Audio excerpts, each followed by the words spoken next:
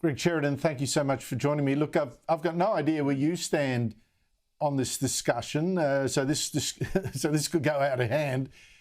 But Macron calls our Prime Minister a liar. Was he right to do so? No, of course not, Andrew. I mean, Macron's statements here are ridiculous. He's leading into an election. He's trying to bash the Anglo-Saxons.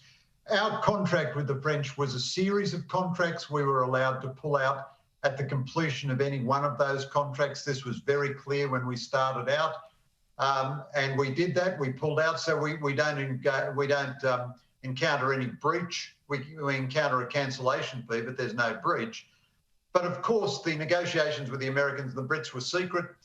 Lots of things in diplomacy happen in secret. You know, when Nixon and Kissinger opened up to China, they didn't tell everyone else about it until they'd spoken to the Chinese first. So I think I would say to you, though, Andrew, I'm much more annoyed at President Joe Biden taking Macron's side against his own deal, the deal that Biden engaged in. I think it's what Macron says is made much more damaging because he seems to have Biden on his side, who seems to have betrayed Morrison in the diplomacy of this stuff. I can't agree with you more on that point. Now, Greg, I did think that Scott Morrison's response was a little bit weak, you know, saying, no, I'm not a liar. Well, you know, everyone would say, he would say that, wouldn't he? I would have liked him to go more on the attack here. How should he have reacted? Well, look, I don't mind his reaction. To be honest with you, Andrew, I think Macron's comments are almost too trivial to worry about. Look, he's clenching his tiny fist and he's stamping his little foot and so on. But look, this is as nothing compared to the fishing wars he's having with the Brits. And I think he is demonstrating why it's so stupid to get into a strategic partnership with the French, because they're so volatile and unreliable. But the deeper problems here, Andrew, I'd say are two. The first is we broke with the French to go with the Americans, and the Americans are now apologising for doing the deal with us. Now, for Biden to be taking Macron's side, in effect, that's extremely bad. I can only interpret that as meaning that the Atlanticists in the Biden administration, namely John Kerry and Antony Blinken, have won against the Asianists in the Biden administration, namely Kurt Campbell. And Biden is giving every impression that the French alliance is more important to him than the Australian alliance. Biden didn't have to go down the road of saying it was so clumsy and he thought the French had been informed. I mean, the idea that the Americans, with the best intelligence service in the world, engaged in an intense, private, confidential negotiation with Australia, didn't realise that the French would be miffed about this, is just ludicrous. So that worries me a great deal. And the other point is, I think when Macron in the second half of his statement said, Australia has, you know, betrayed the French, blah, blah, blah, and by the way, good luck in ever getting a nuclear submarine. I think he's got a lot of, that's a very opportunistic remark, but it's very valid. I mean, we're hearing in Senate estimates committees that the earliest possible estimate the government has for the first one of these subs is 2040. Now, nothing ever comes in on time in this kind of area, so we're probably looking at least 2045, 2050 before we get our first nuclear sub. That means we're going to have to do a conventional sub in the meantime as a bridge.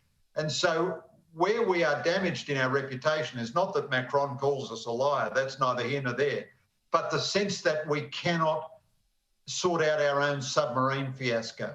That, I think, is quite damaging to us. Now, Greg, Scott Morrison was at the G20 meeting in Rome, is now flown to Glasgow, of course, for the climate summit.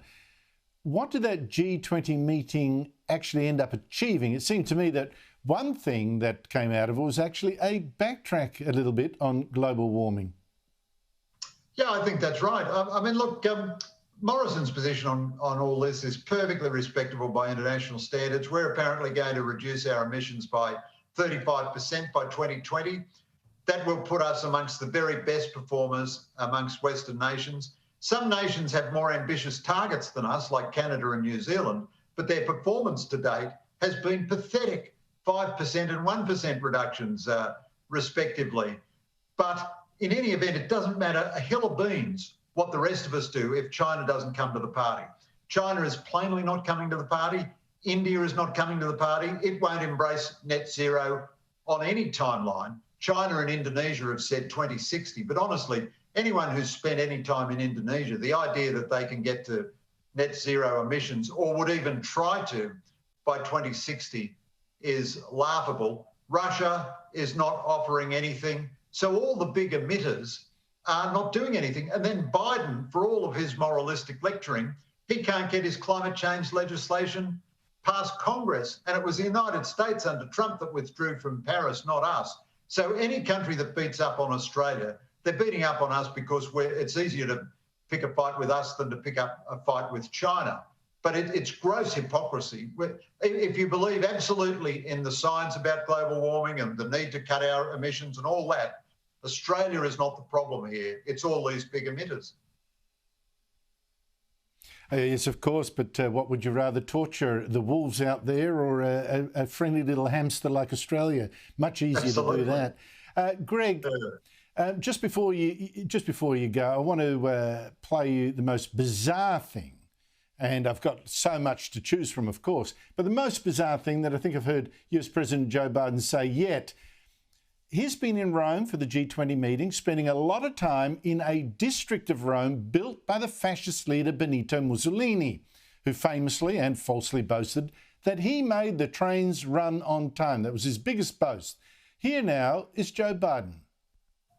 I look forward to hearing from each of you and finding ways we can work together to increase our resilience and enhance our shared prosperity.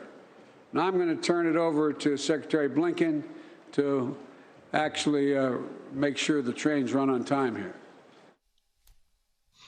How much longer can the Americans afford to let Joe Biden out in public, Greg Sheridan?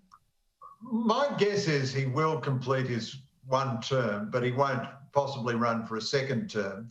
But honestly, he's got to that stage where he can't remember what he can't remember. He did pretty well in the G20 press conference, really, by his standards. I thought it was pretty good until somebody asked him about the Pope. And then he just went into this terrible, meandering, bizarre, story with no point, no end. It didn't have any relation to the question he was asked. But with AUKUS and the subs and everything, it's not Biden himself, it's the administration taking this position. But the remark about the sub, making the trains run on time. So you quote Mussolini, would you quote Hitler? I mean, who can possibly interpret these things? I must say, Donald Trump and Joe Biden are the two presidents in my lifetime, or perhaps in American history, who have said more, frankly, weird stuff. I've never heard more weird stuff come out of US presidents than I have in the last 5 years.